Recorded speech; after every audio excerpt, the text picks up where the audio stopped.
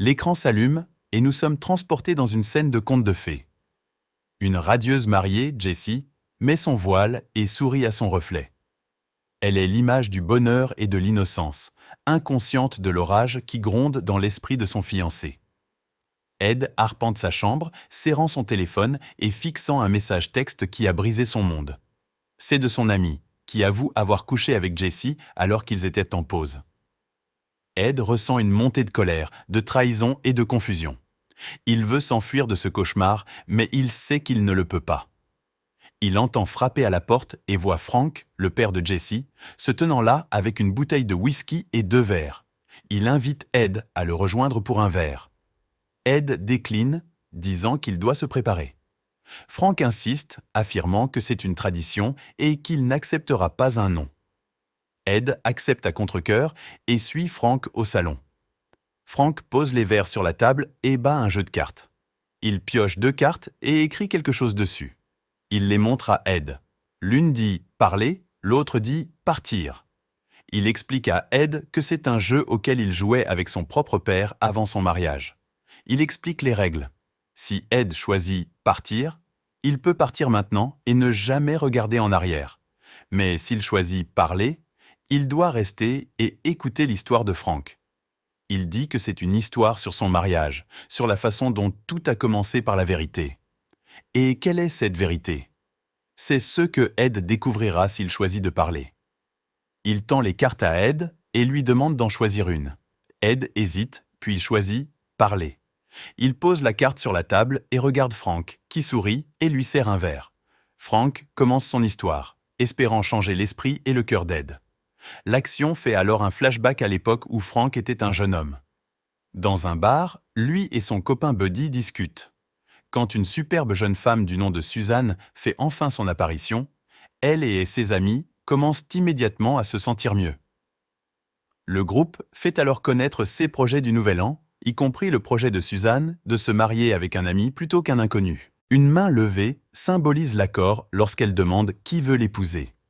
Vu toutes les mains levées, elle procède alors à demander à chacun d'eux quel surnom ils donnent à leur pénis, et choisit celui avec le meilleur surnom comme futur mari. L'un prétend que le surnom est « Sourisette le chauve », tandis que l'autre revendique maître de l'univers. Frank prétend que le surnom de son pénis est « la vérité ». Suzanne approuve et décide de faire de Frank son époux. Après 8 ans, Frank est heureux en ménage avec Suzanne. Frank a une vie réglée comme du papier à musique. Il se réveille, embrasse sa femme Suzanne et sa fille Jessie, prend son petit déjeuner et consulte sa liste de tâches. Il est un maître du temps, un gourou de l'efficacité, un conférencier qui apprend aux autres à optimiser chaque minute. Il n'a pas de place pour les surprises, d'espace pour la spontanéité, de temps pour s'amuser. Mais un jour, son planning parfait est brisé par une simple erreur. Suzanne, qui l'aime mais souhaite qu'il se détende un peu, tente de le piéger en reculant les horloges de 10 minutes. Elle pense lui laisser un peu de marge, une chance de respirer.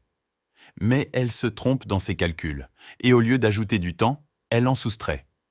Frank se précipite hors de la maison. Il court pour attraper le ferry qui le mènera à sa conférence, mais il est trop tard. Le ferry est plein, la passerelle fermée, le prochain est dans 1 heure. Il regarde, impuissant, son précieux temps lui filer entre les doigts, tandis que sa réputation d'expert en gestion du temps s'effondre. Il arrive dans la salle de conférence juste à temps pour prononcer ses derniers mots. Il parle de l'importance de se fixer des objectifs et des priorités chaque matin, mais il se sent comme un imposteur. Il sait qu'il a échoué à son propre test, il a enfreint ses propres règles. Il voit l'ironie de la situation, mais il ne la trouve pas drôle. Il rentre à son hôtel avec son ami Buddy, qui est aussi conférencier. Buddy est l'opposé de Frank. Il est aventurier, spontané, vivant.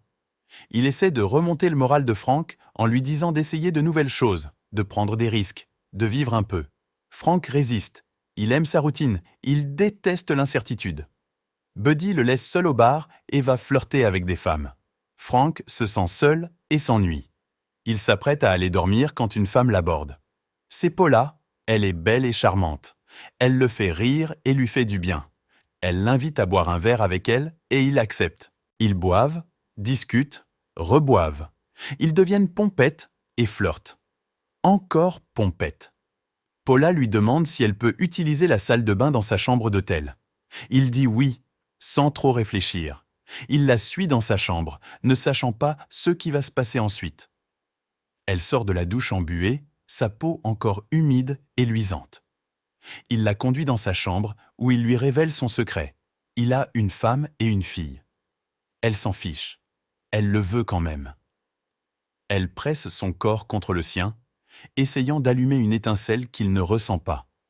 Son téléphone sonne. C'est Suzanne, sa femme. Il répond, espérant terminer l'appel rapidement. Mais Suzanne entend le rire de Paula en arrière-plan. Elle demande qui c'est. Il ne sait que dire. Il raccroche, disant qu'il est fatigué. Il laisse Paula dans son lit et s'en va en voiture. Il rate le dernier ferry du jour. Il erre sur la route, perdu et confus. Il voit un accident de voiture devant lui. Il s'arrête pour aider. Il trouve Nancy, une femme enceinte, hurlant de douleur. Elle est sur le point d'accoucher.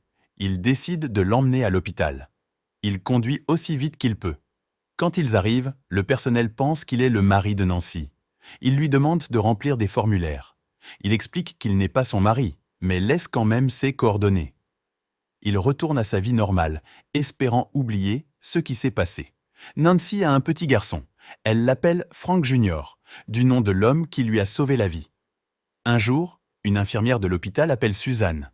L'infirmière dit qu'elle cherche Madame Frank. Suzanne est confuse.